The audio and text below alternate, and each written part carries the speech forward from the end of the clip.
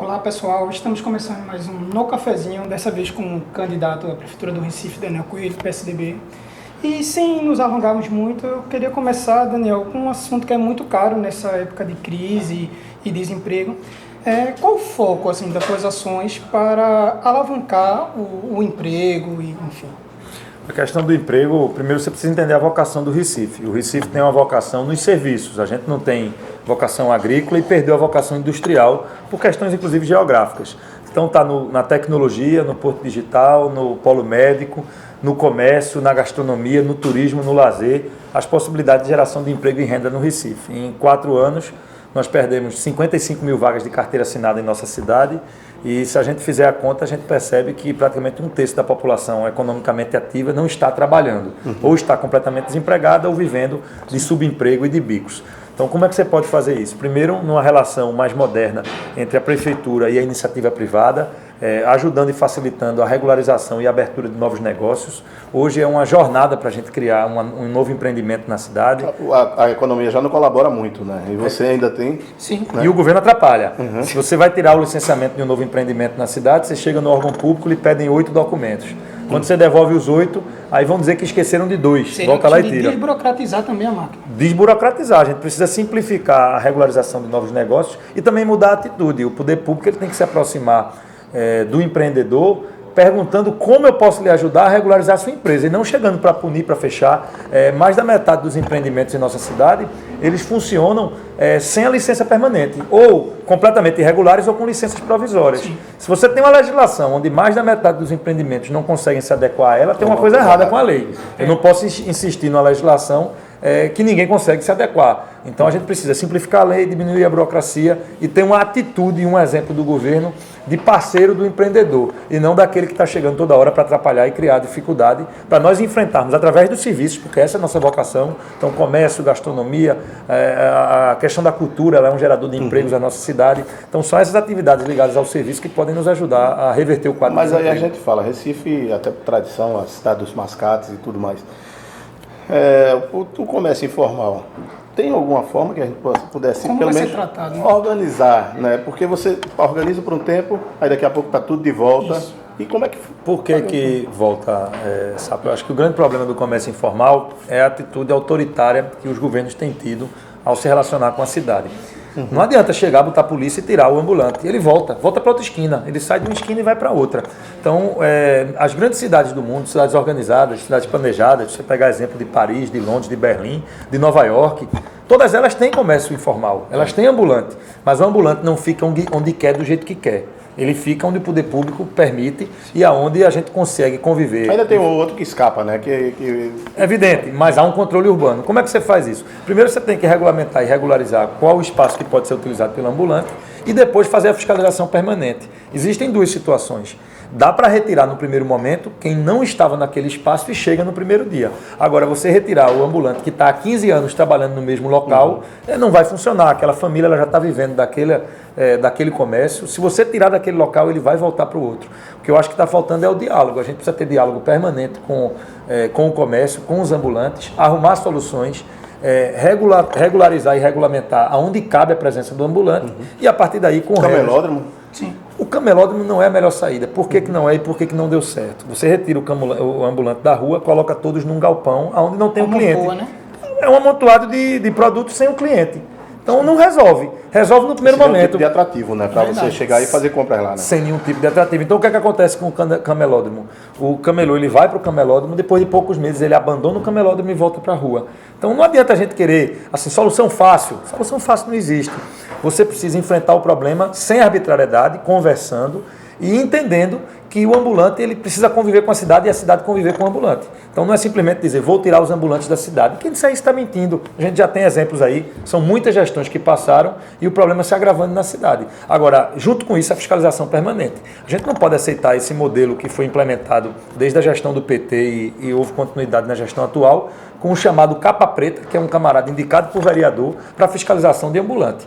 Existem serviços onde o contrato temporário, onde um terceirizado concursado, ele é cabível. Mas a fiscalização ela tem que ser feita por uma equipe de profissionais concursados. O fiscal ele tem que ter certeza que ao fazer a cobrança ele não vai ser demitido. Como é que eu posso botar alguém indicado por vereador para fazer a fiscalização de espaço público? Esse modelo está equivocado. Você tendo uma fiscalização constante, no primeiro momento que chega um ambulante no local onde não pode, ele já tem que ser abordado e tem que ser dito que aquela atividade não pode ser praticada ali. A fiscalização mais técnica e menos política, no final. A fiscalização tem que ser técnica, não dá para a gente ter fiscal indicado politicamente. Isso é uma invencionice aqui da cidade nossa.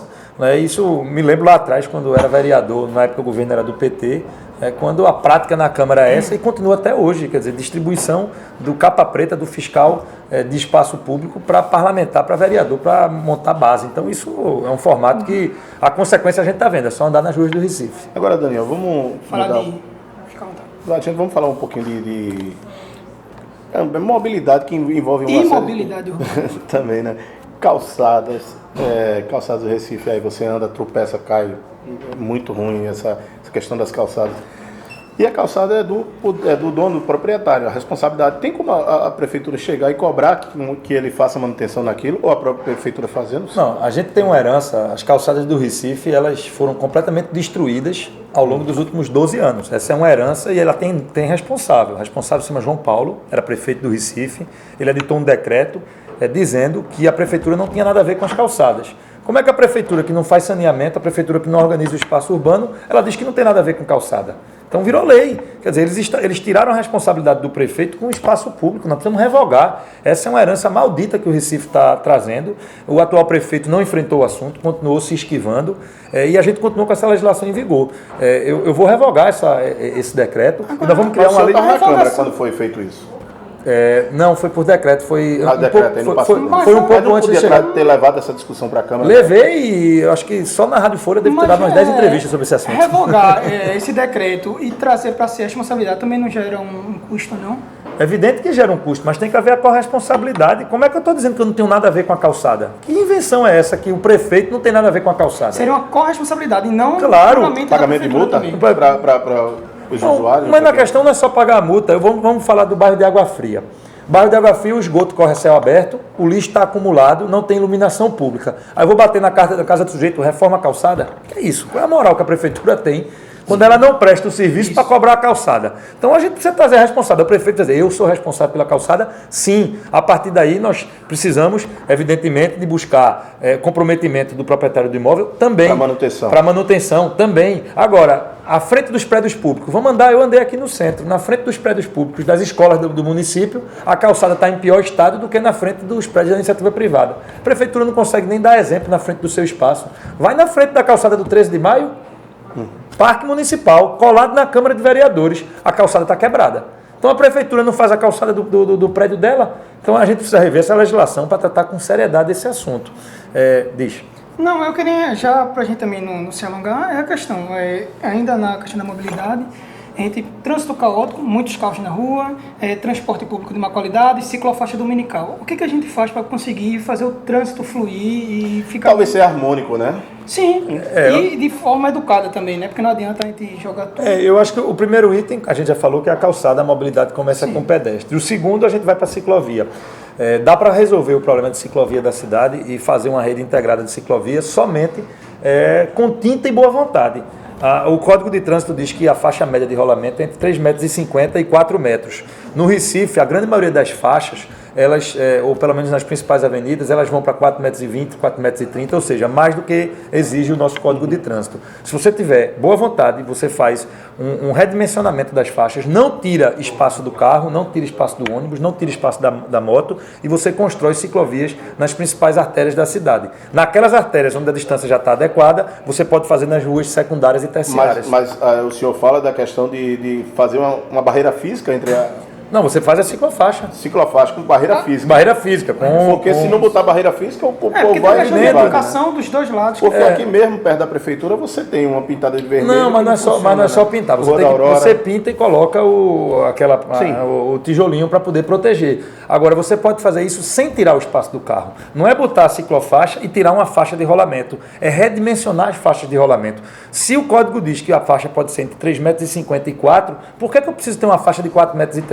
A gente tem faixas que foram dimensionadas no Recife há 60 anos atrás, um modelo de cidade que não contemplava pedestre, não contemplava as bicicletas, e de lá para cá, nenhum prefeito fez a revisão da dimensão das nossas faixas. A Agamenon Magalhães é um exemplo. Ela, em quase todos os seus trechos, ela está com um espaço muito maior do que os 4 metros necessários. Então você pode redimensionar. É questão de planejamento, ter boa vontade e de entender a importância da ciclovia como modal de transporte. Além disso, manter, eu acho que esse é uma questão que já vem avançando, mesmo que é pouco na cidade, mas a prioridade para a faixa exclusiva para transporte público. Isso eu acho que é um debate que ninguém pode fugir dele e ele precisa ser aprofundado. O que já tem é insuficiente? É insuficiente, precisa ser modernizado. Porque tem os principais corredores, né? Precisa melhorar e precisa também fazer o redimensionamento da quantidade de linhas, dos trajetos. Aí é uma discussão metropolitana, onde o prefeito tem liderança e precisa ser discutido com o governo do estado, com o consórcio metropolitano. Mas você pode melhorar o transporte também com a rediscussão das linhas e dos trajetos dos ônibus, mas o modelo de faixa exclusiva está correto e adequado. Vamos entrar na política LGBT? Pode. Eu acho que é um tema interessante, principalmente para um público mais jovial que na internet. Eu observo que o LGBT é uma de suas bandeiras, eventualmente o senhor está defendendo a causa, mas você também fala muito do enxugamento da máquina. E uma das primeiras partes que acabam voando nesse redimensionamento é o direitos humanos. Qual o peso que essa secretaria terá na sua gestão? Falar da pauta LGBT tem a ver com a história parlamentar que construí. Eu não digo isso com alegria, não, digo com pesar. Eu fui o fundador e único presidente da Frente Parlamentar pela Cidadania LGBT na história de Pernambuco. Quando fui deputado estadual, consegui fundar a frente, que não existia antes da minha presença, e quando saí da Assembleia, a frente foi destruída, acabada. Então, fui o único que consegui trazer essa pauta de forma oficial para o nosso parlamento. As políticas públicas, elas não devem estar atreladas a cargos políticos, a cargos por indicação. Elas devem estar atreladas a ações. A gente precisa de ação no combate à violência, a gente precisa de ação no combate ao preconceito. A gente não precisa fazer uma construção de política pública criando cargo novo. Nós vamos redimensionar o tamanho da prefeitura? Vamos. Como é que nós vamos fazer? Discutindo com a sociedade. Você não vai acabar necessariamente com secretarias ou com políticas. Você vai rediscutir como é que a gente diminui o tamanho, mas mantendo a eficiência. Não é na quantidade que você faz uma política pública funcionar. O Recife hoje tem 27 secretarias, 72 secretarias adjuntas, tem mais de 5.500 cargos por indicação, e não é esse volume de cargos que faz a nossa cidade funcionar adequadamente.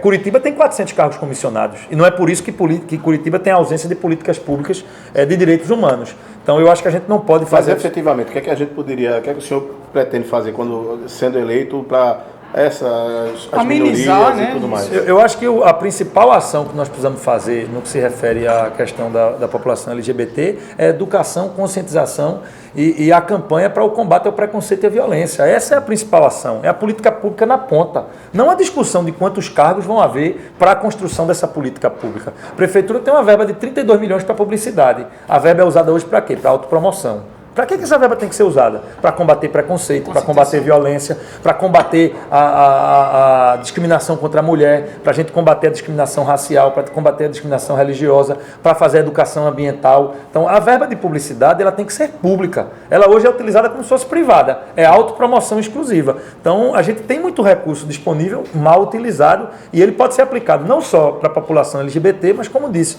para todas as minorias, para as mulheres que são maioria, mas que ainda são oprimidas em nossa sociedade. Terá na sua gestão, no seu secretariado? Olha, o espaço é o espaço da competência. A gente trabalha com mulheres e homens pela sua competência, pela sua capacidade. Eu espero ter uma gestão composta com as melhores mulheres e os melhores homens da nossa cidade. O que a gente tem que medir é a capacidade e o conhecimento de cada um. Não dá para ter secretário indicado por partido em detrimento da sua competência. Eu espero contar com a colaboração das muitas mulheres competentes que a gente tem na cidade do Recife na nossa gestão. Por favor, a gente tem um minuto para terminar. Faça as considerações finais. Daqui por diante. Olha, eu queria agradecer a vocês por audiência, por ter nos dado a chance aqui de falar um pouquinho de alguns projetos nossos, ideias da cidade do Recife, reforçar o nosso conceito central de candidatura, fazer funcionar o que já existe. Não dá para prometer obra nova enquanto a gente abandona o que já existe. Não dá para falar em fazer um hospital novo com 180 unidades de saúde abandonadas. Não dá para construir uma escola nova, botar na televisão e abandonar 320 escolas que já existem. Não dá para falar em construir um Compaz e abandonar 9 centros sociais urbanos que estão aí destruídos pela cidade. Então, fazer funcionar o equipamento público que já existe. considerar e colocar para funcionar obras boas que foram feitas por prefeitos que passaram é respeito ao cidadão, respeito à população e respeito ao dinheiro do contribuinte. Ok, obrigado Daniel, obrigado Márcio e até a próxima edição do No Cafezinho.